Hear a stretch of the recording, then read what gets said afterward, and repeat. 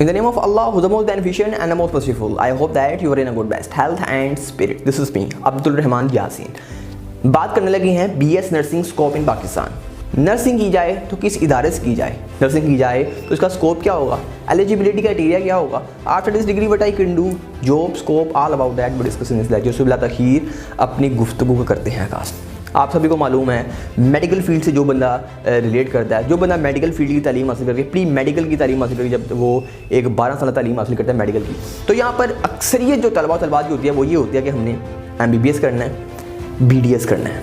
ये दो एक जो इतनी बड़ी मेन जो है ना ब्रांचेस हैं मेडिकल की। तो यहाँ पर तो फिर मेरिट सिस्टम है, इदारे कम हैं, तलबात ज़्यादा हैं। जब तलबात ज़्यादा है, जब मेरिट यहाँ रहना था वो मेरिट यहाँ रहता है, तो हर बंदा अप्लाई नहीं कर पाता, अप्लाई कर लेता है लेकिन रह जाता है MBBS BDS में। जब MBBS BDS में रह जाता है फिर बाकी ऑप्शंस बचती हैं, जिनमें से एक जो है ना वो BS नर्सिंग है।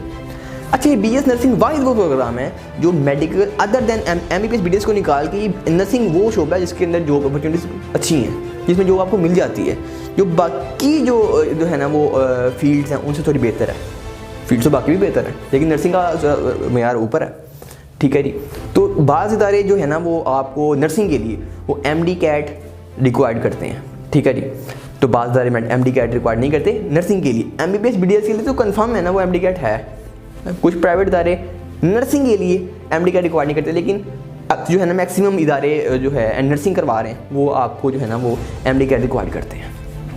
यहाँ पर अगर बात की जाए मेरिट सिस्टम की, तो कम से कम अगर 60% marks in FSC pre medical में है तो फिर मेरे ख्याल से कहीं आपको जैक लग सकता है प्राइवेट यूनिवर्सिटी में। तो गवर्नमेंट यूनिवर्सिटी में अगर एडमिशन लेना है तो फिर तो आपको मार्क्स हाई मार्क्स चाहिए, आपकी वो हाई वोल्टेज MD CAT में मार्क्स हों, अच्छे मार्क्स आपके FSC प्री मेडिकल में हो। मैट्रिक भी कहीं ना कहीं जाकर वो बेस करता है, वैसे मैट्रिक की अब जो है ना उन्होंने वेट ही निकाल दी हुई है, लेकिन फिर भी मेन जो चीज़ है FSC है कि FSC में कितना आपने ग्रूम की है। अगर आपने FSC कर ली है तो वेलकम, अगर आपने नहीं की तो आप मेहनत लगा के करें। क्यों? क्योंकि इसके अंदर नर्सिंग ये वो शोबा है जिसके अंदर थोड़ा क्राइटेरिया थोड़ा हाई है बाकी फील्ड की निस्बत।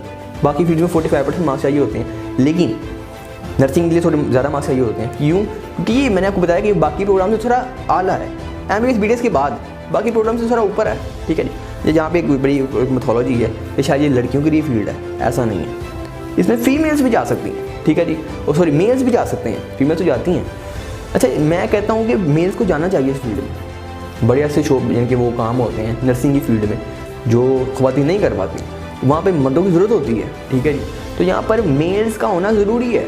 ये मिथोलॉजी ख़त्म की जाए कि ये फील्ड फीमेल्स के लिए, ये फील्ड मेल्स के लिए भी है, ठीक है जी। ये फील्ड मेल्स के लिए है, यहाँ पे अप्लाई करें। जो बच्चे कह रहे हैं, जो सोच रहे होंगे यार हम करें ना करें, करें, ठीक है जी।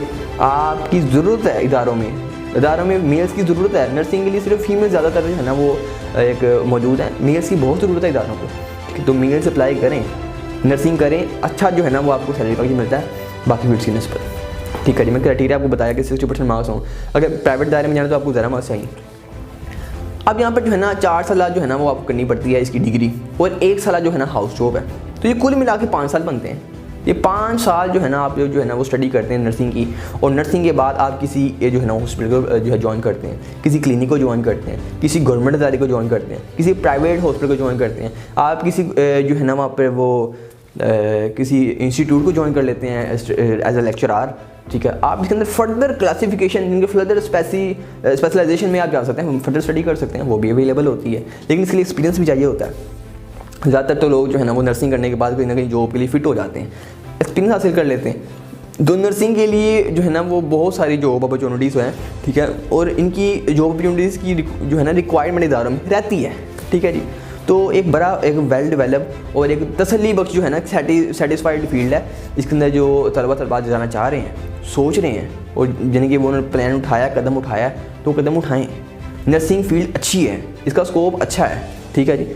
तो जो है ना यानी कि ये एक चंद जो है ना वो मामला हैं जो कि तालिब इल्म को अवेयर होना पड़ा उसके बारे में ज़रूरी है। नर्सिंग के बारे में, नर्सिंग बहुत अच्छी फील्ड है, अच्छा स्कोप है। बाद लोगों की तरफ आपसे सुनते हैं नर्सिंग ना जाना है जो ऐसे वैसे, ऐसा कुछ नहीं है। बहुत अच्छी फील्ड है, इज़्ज़त वाली फील्ड है, और एक कहेंगे ऑनरेबल फील्ड है, ठीक है। तो ये तमाम तरह इसका जो है ना, और फीस स्ट्रक्चर की बात की जाए कि फीस स्ट्रक्चर इसका क्या है, हर इदारे में अलग फीस स्ट्रक्चर है।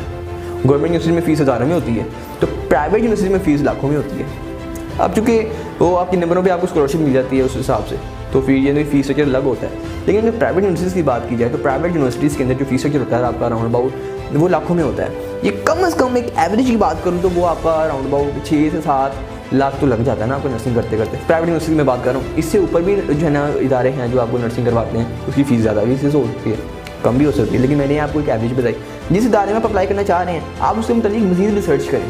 गूगल आपके पास है, यूट्यूब आपके पास है, इसके ऊपर मज़ीद रिसर्च करें, ठीक है जी।